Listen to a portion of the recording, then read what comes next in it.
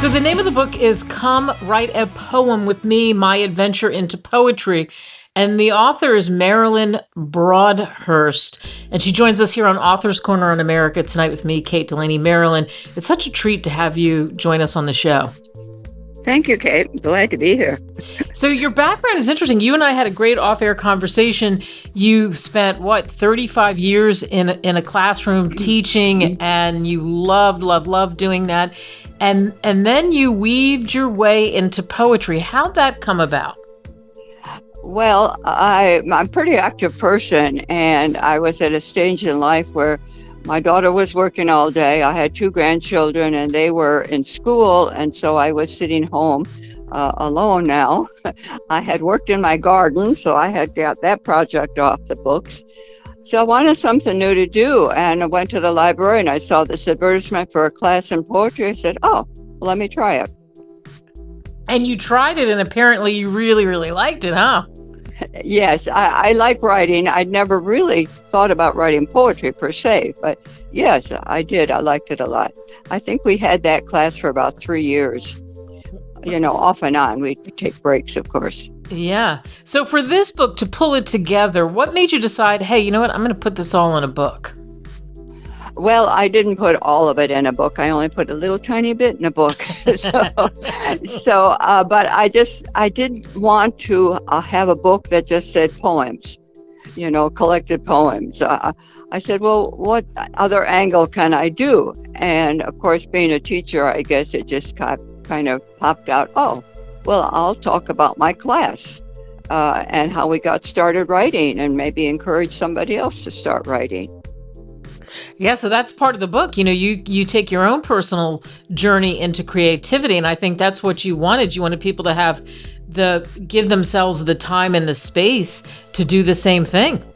Right, and be proud of it, because, I think today so many people are shut in, older people particularly. I'm in that age group now, and they don't have anyone to talk to. Sometimes their children don't keep in touch with them.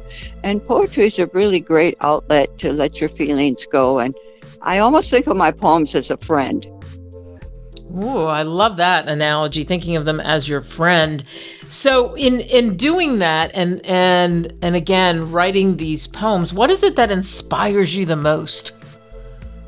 Well, because I think it makes me feel good. I have a chapter in the book that says poetry can set you free, and as I say, if you have nobody else to talk to, you sit down and you talk to your poems. It's like another person, and it reveals something about yourself that you may have not revealed to anybody out loud before. So it's a good avenue to just explore who you are, what your thoughts are.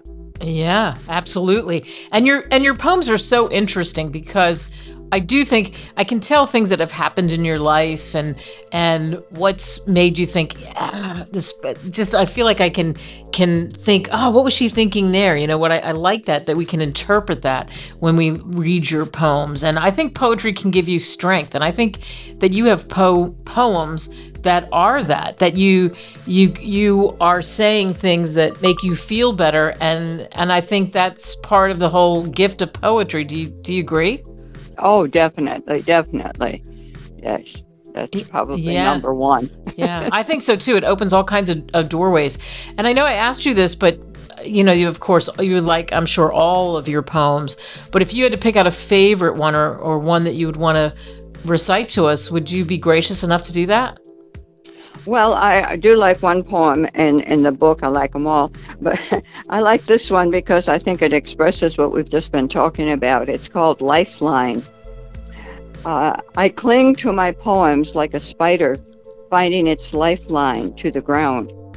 My limbs dangle midair, seeking words like silken threads, tying together prey, P-R-E-Y, prey of puzzling patterns, broken images of broken lines, bundles for future sustenance. Wow, that's beautiful. I can visualize that. Yeah. So your poem doesn't end just there. You keep reading it over again, and all of a sudden you have this, this experience again. It's great. Yeah, yeah, absolutely. And I'd be remiss not to talk more about you too. I've mentioned that, you spent the time in the classroom, but hey, you've also gone a few places. You got a van and you were out there doing that cross country thing. What was that like? Oh, that was wonderful. I think that was the best time in my life. I wish I had my van still, but I did sell it. And anyway, I don't know. I was by myself. I think I just had time to think and mull over things. And I love nature. And you go across country, this wonderful U.S. You see so many different patterns, sights. It's just great. So I'd love to do it again if I had the wherewithal and the strength and the energy. It would be great. I'd certainly recommend it. Is there a place that, and this is a hard question too, it's almost like the poems, but is there a couple of places maybe that really just touched you, of all the amazing topography and people you met? What were some of the good, cool places you went to? I think the national parks out here in the West, well, they're all beautiful. Acadia was wonderful. That's where I started my trip, actually, in Maine. And that was a beautiful park. And then I went to Niagara Falls. I mean, all those places are just gorgeous. You can't forget them. The parks up there in Utah, it's worth a trip out west. Just do 3 or 4 parks. Wow. Grand Canyon, there's another one right here in Arizona. Yeah, I so agree with that. Grand Canyon, for someone like me growing up in the East, going to the Grand Canyon, you're right, Marilyn. You go to those parks and you go to the Grand Canyon, you just look out and you think, we are just little specks in life when you look at that. That's right. Yeah, That's right? Yeah.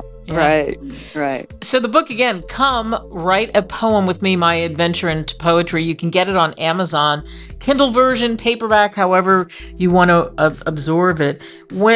Are you writing poems every day, or just kind of when the mood sparks you? No, I don't write poems every day, and I berate myself for it because I think I should. But, I'm at the stage now where I just need to relax and keep my health. And so I write when I get inspired, something will happen. The other day was, I don't know what happened. And I thought, I should write a poem about that, Yeah. And that's how it comes about. Usually in the morning, oftentimes in the morning, I wake up and something's in my head, Right. If I write it down right away, I might capture it on a poem. Yes, absolutely. I think, to me, Marilyn, poetry feels like it's really making a comeback, and I think that's exciting for younger people. Do you hope that gets passed on? And your book would be part of that. Yes, I do. In fact, our local poetry society here, it's got a group in high school. And there's a big high school group now. They have contests and give a very good money award for reading their poems and almost dramatizing them on stage. So you definitely come back. Yes. Yeah, that's great news. Well, we can't wait to see what's next. And again, people can still find you easily to go to Come, Write a Poem with Me, My Adventure into Poetry, as I've mentioned several times now. You can go to Amazon and you can get it right there. Marilyn Brodhurst, thank you so much for joining us. Thank you, Kate. That's my pleasure, too.